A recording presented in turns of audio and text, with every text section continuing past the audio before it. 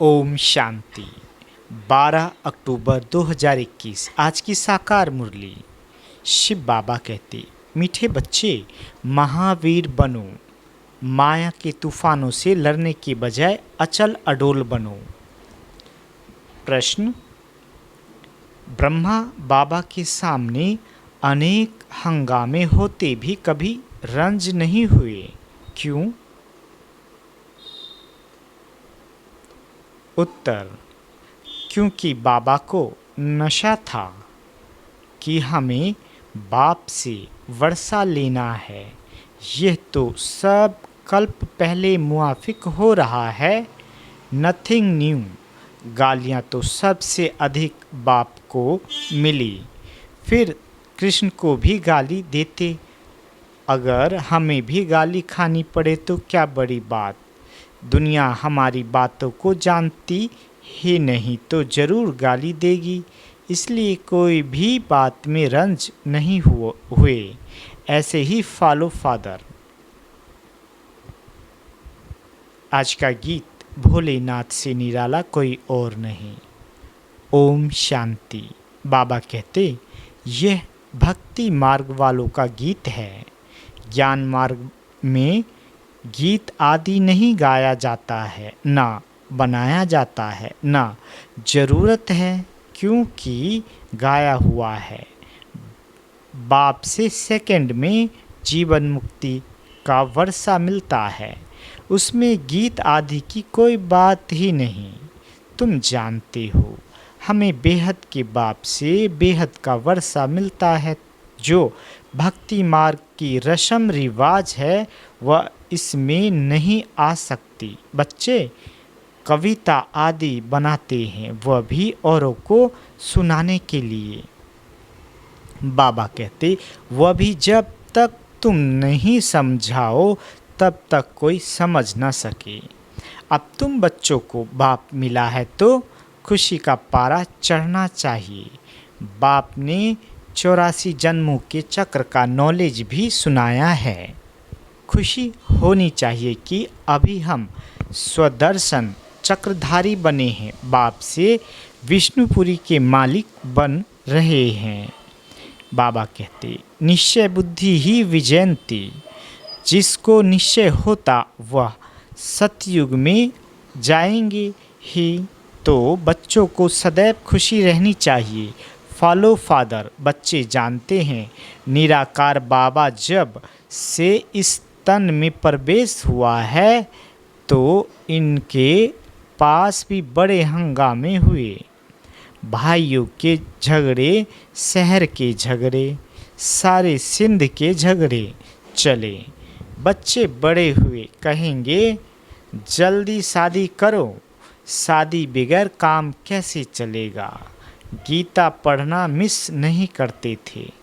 जब मालूम पड़ गया कि गीता का भगवान शिव है तो वह गीता पढ़ना छूट गया।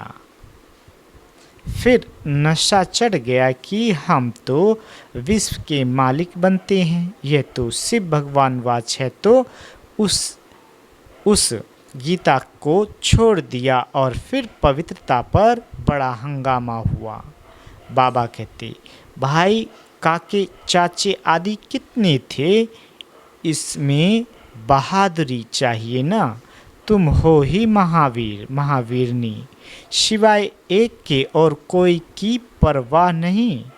पुरुष है रचता, रचता खुद पावन बनता है तो रचना को भी पावन बनाना है। पवित्र हंस और अपवित्र बगुले इकट्ठे कैसे रह सकते हैं। बाबा कहते, क्रिएटर तो झट हुक्म करेगा, हमारी मत पर चलना है तो चलो, नहीं तो निकल जाओ। तुमको पता है, लौकिक बच्ची शादी की हुई थी, उनको मिला ज्ञान तो बोले, वाह, बाप कहते हैं पवित्र बनो तो हम क्यों नहीं बनेंगे। जवाब दे दिया पति को कि हम विष नहीं देंगे। बस इस बात पर ही बहुतों का झगड़ा चला। बड़े बड़े घरों से बच्चियां निकल आई, कोई भी परवाह नहीं की। जिनकी तकदीर में नहीं है तो समझ भी ना सके। बाबा कहते, पवित्र रहना है तो रहो, नहीं तो जाकर अपना प्रबंध करो। इतनी हिम्मत भी तो चाहिए ना। बाप के सामने कितने हंगामे हुए, बाबा को कभी रंज हुआ देखा? अमेरिका तक अखबारों में निकल गया, नथिंग न्यू, ये तो कल्प पहले मुआफिक होता है। इसमें डर की बात क्या है? हमको तो अपने बाप से वर्षा लेना है, अपनी रचना को बचाना है। बाप जानते हैं सारी क्रिएशन इस समय पतित है, मुझे ही सबको पावन बनाना है। बाप को ही सब कहते हैं, हे पतित पावन लिबरेटर, आओ तो उनको ही तरस पड़ता है, रहम दिल है ना। तो बाप समझाते हैं कि बच्चे, कोई भी बात में डरो मत, डरने से इतना ऊंच पद पा नहीं सकेंगे। अत्याचार माताओं पर ही होते हैं, यह भी निशानी है। द्रौपदी को नंगन करते हैं, बाप 21 जन्मों के लिए नंगन होने से बचाते हैं। दुनिया इन बातों को नहीं जानती है, सद्गति दाता तो मैं हूँ ना। बाबा कहते, जब तक मनुष्य दुर्गति को न पाए तब तक मैं कैसे आकर सद्गति दूँ। पतित तमोप्रधान सृष्टि भी बननी है, हर चीज़ नई से पुरानी जरूर होती है, पुराने घर को छोड़ना ही पड़ता है। नई दुनिया गोल्डन एज, पुरानी दुनिया आयरन एज, सदैव नहीं तो रह ना सके। बाबा कहते, तुम बच्चे जानते हो यह सृष्टि का चक्र है, देवी देवताओं का राज्य फिर से स्थापन हो रहा है। बाप कहते हैं, फिर से तुमको गीता का ज्ञान सुनाता हूँ। यहाँ रावण राज्य में दुख है, राम राज किसको कहा जाता है ये भी किसी को पता नहीं और समझते भी नहीं है। बाप कहते हैं, मैं स्वर्ग अथवा रामराज की स्थापना करने आया हूँ। तुम बच्चों ने अनेक बार राज लिया और फिर गवाया है, ये सब की बुद्धि में है। 21 जन्म सतयुग में रहते हैं, उसको कहा जाता है 21 पीढ़ी, अर्थात जब बूढ़े होते हैं तब शरीर छोड़ते हैं। अकाले मृत्यु कभी होती नहीं। अब तुम जैसे त्रिकालदर्शी बन गए हो। बाबा कहते, अभी तुम जानते हो हम जन्म जन्मांतर भक्ति करते हैं। रावण राज्य में भी भव का देखो कितना है, ये है पिछारी का भव का। राम राज सतयुग में होगा, वहाँ ये विमान आदि सब थे, फिर ये सब गुम हो गए, फिर इस समय ये सब निकले हैं। बाबा कहते, अभी यह सब सीख रहे हैं, जो सीखने वाले हैं वह संस्कार ले जाएंगे, फिर जा आकर वहाँ विमान बनाएंगे। यह तुमको भविष्य में सुख देने वाले हैं। ये विमान आदि भारतवासी भी बना सकते हैं, क्यों नई बात नहीं, अक्लमंद तो है ना। ये साइंस तुमको फिर काम आएगी। अभी ये साइंस दुख के लिए है, फिर वहाँ सुख के लिए होगी। वहाँ तो हर चीज़ नई होगी। अभी तो नई दुनिया की स्थापना हो रही है, बाप ही नई दुनिया की राजधानी स्थापन कर रहे हैं। तो बच्चों को महावीर बनना है। बाबा कहते, दुनिया में ये कोई थोड़े ही जानते कि भगवान आया हुआ है।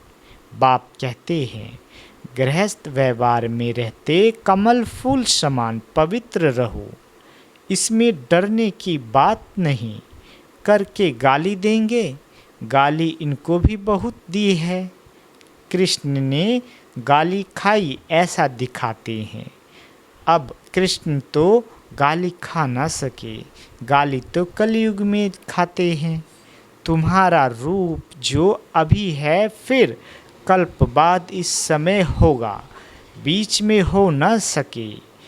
जन्म बाय जन्म फीचर बदलते जाते हैं। एक आत्मा को 84 जन्मों में एक जैसे फीचर मिल न सके। बाबा कहते सतो रजो तमो में आते जाते हैं, फीचर बदलते जाते हैं।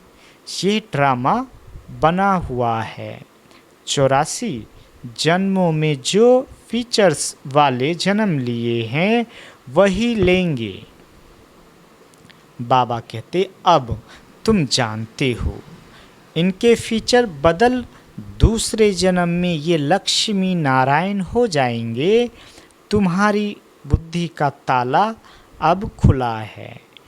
अब ये है नई बात, बाबा भी नया, बातें भी नई। ये बातें किसकी समझ में जल्दी नहीं आएगी। जब तकदीर में हो तब कुछ समझे। महावीर कोई तूफान से डरेंगे नहीं, वह अवस्था पिछाड़ी में होनी है। इसलिए गाया हुआ है अति इंद्रिय सुख पूछना हो तो गोप गोपियों से पूछो। बाप आए ही हैं तुम बच्चों को स्वर्ग के लायक बनाने। कल्प पहले मिशल, नरक का विनाश तो होना ही है। सतयुग में तो एक ही धर्म होगा, चाहते भी हैं वननेस हो, एक धर्म होना चाहिए।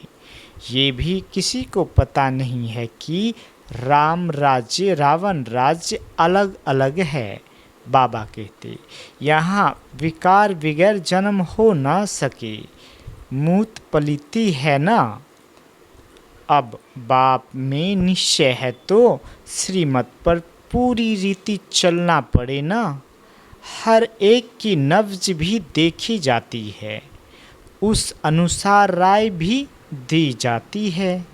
बाबा ने भी बच्चों को कहा कि अगर शादी करनी है तो जाकर करो। बहुत मित्र संबंधी आदि बैठे हैं, उनको शादी करा लेंगे। तो हर एक की नब्ज देखी जाती है। पूछते हैं बाबा इस हालत में है, हम पवित्र रहने चाहते हैं, हमारे संबंधी हमको घर से निकालने चाहते हैं, अब क्या करना है। बाबा कहते ये पूछते हो पवित्र रहना है, अगर नहीं रह सकते हो तो जाकर शादी करो। अच्छा समझो किसी की सगाई हुई है, राजी करना है, हर्जा थोड़े ही है। हथियाला जब बांधते हैं तो भी कहते हैं ये तुम्हारा पति गुरु है। अच्छा उस समय तुम उनसे लिखवाते जाना, मानती हो मैं तुम्हारा गुरु ईश्वर हूँ, लिखो। अच्छा जब मैं तुमको हुक्म देता हूँ पवित्र रहना है, हिम्मत चाहिए ना, मंजिल बहुत भारी है। बाबा कहते दोनों इकट्ठे कैसे रहते हैं ये सबको दिखलाना है। प्राप्ति बहुत ज़बरदस्त है। आग तब लगती है जब प्राप्ति का पता नहीं है। बाप कहते हैं इतनी बड़ी प्राप्ति होती है तो एक जन्म पवित्र रहो तो क्या बड़ी बात है। हम तुम्हारा पति ईश्वर है, हमारी आज्ञा पर पवित्र रहना पड़ेगा। बाप युक्तियाँ बता देते हैं। भारत में यह कायदा है, स्त्री को कहते हैं तुम्हारा पति ईश्वर है, उनकी आज्ञा पर चलना है, पति के पांव दबाना है, क्योंकि समझते हैं लक्ष्मी ने नारायण के पांव दबाए थे। बाबा कहते ये आदत कहाँ से निकली? इन झूठे चित्रों से। सतयुग में तो ऐसी बातें होती नहीं। नारायण कब थकता है क्या जो लक्ष्मी बैठ पांव दबाएगी? थकावट की बात तो हो न सके, यह तो दुख की बात हो जाती है। वहाँ दुख कहाँ से आया? तो कितनी झूठी बातें लिख दी है। बाबा को छोटेपन से ही वैराग्य रहता था, इसलिए भक्ति करते थे। बाबा बच्चों को युक्ति बहुत अच्छी बताते हैं। कोई बच्चे को संबंधी तंग करते हैं, अच्छा शादी कर लो, स्त्री तुम्हारी हो गई, फिर कोई कुछ कर ना सके। आपस में मिल पवित्र रहो, कैंपियन हो गए। विलायत में बूढ़े होते हैं तो संभाल के लिए कैंपियन रख ले देते हैं। सिविल मैरिज करते हैं, विकार में नहीं जाएंगे। अब तुम जानते हो हम एक बाप के बच्चे हैं, आपस में भाई बहन हो गए।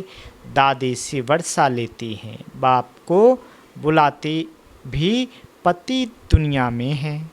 हे पतित पावन, सब सीताओं के राम।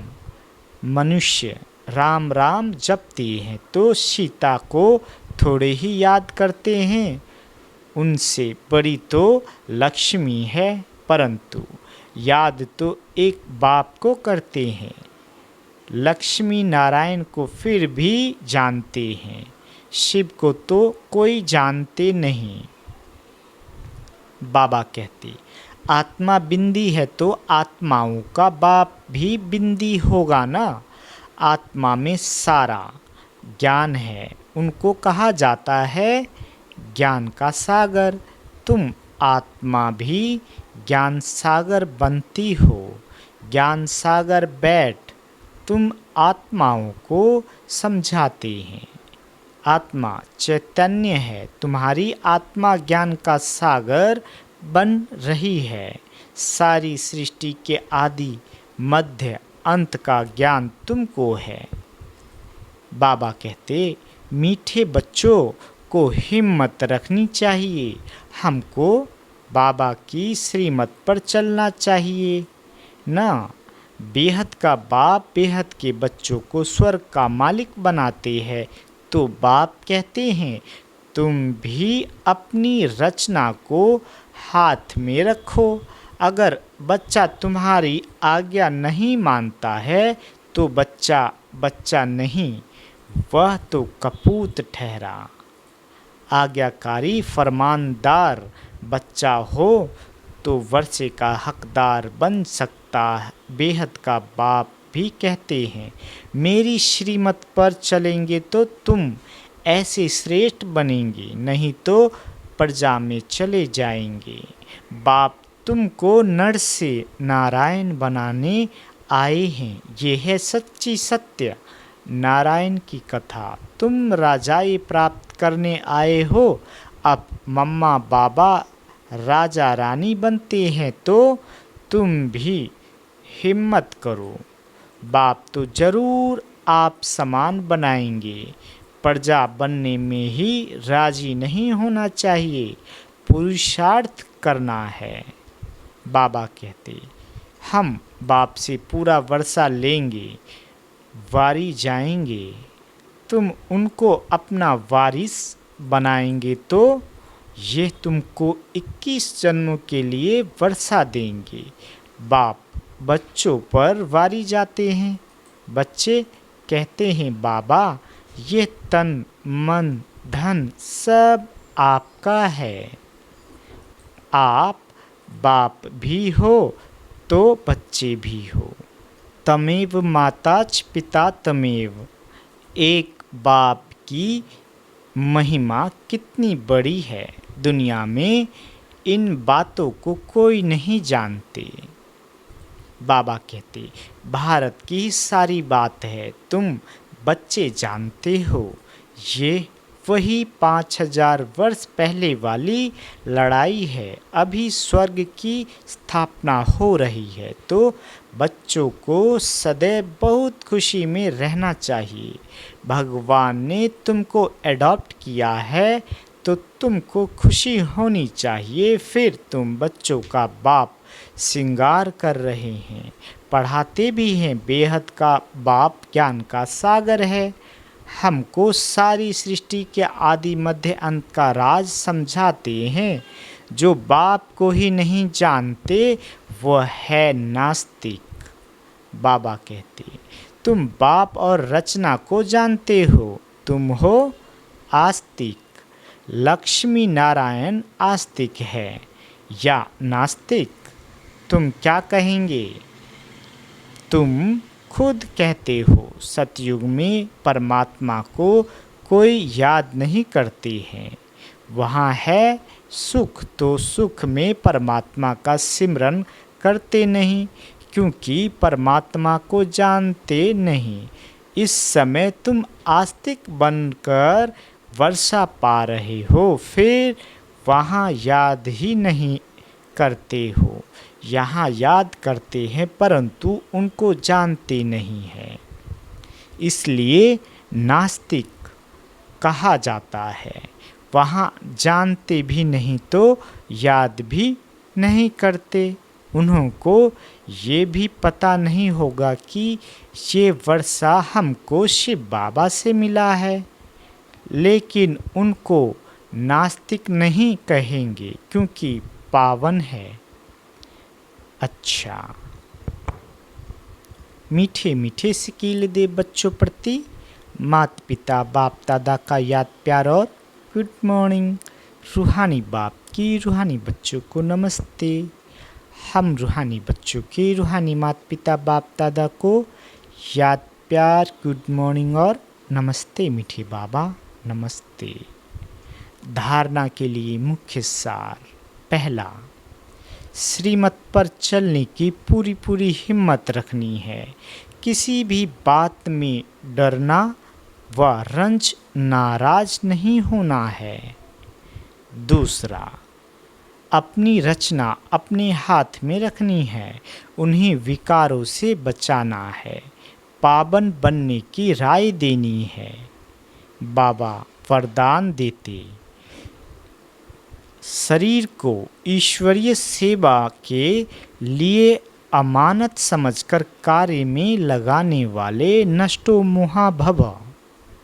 बाबा कहते, जैसे कोई की अमानत होती है तो अमानत में अपनापन नहीं होता, ममता भी नहीं होती है, तो यह शरीर भी ईश्वरीय सेवा के लिए एक अमानत है। ये अमानत रूहानी बाप ने दी है तो जरूर रूहानी बाप की याद रहेगी। अमानत समझने से रूहानियत आएगी, अपनेपन की ममता नहीं रहेगी। यही सहज उपाय है निरंतर योगी नष्टो मोहा बनने का। तो अब रूहानियत की स्थिति को प्रत्यक्ष करो। स्लोगन, वानप्रस्थ स्थिति में जाना है तो दृष्टि वृत्ति में भी पवित्रता को अंडरलाइन करो। अच्छा, ओम शांति।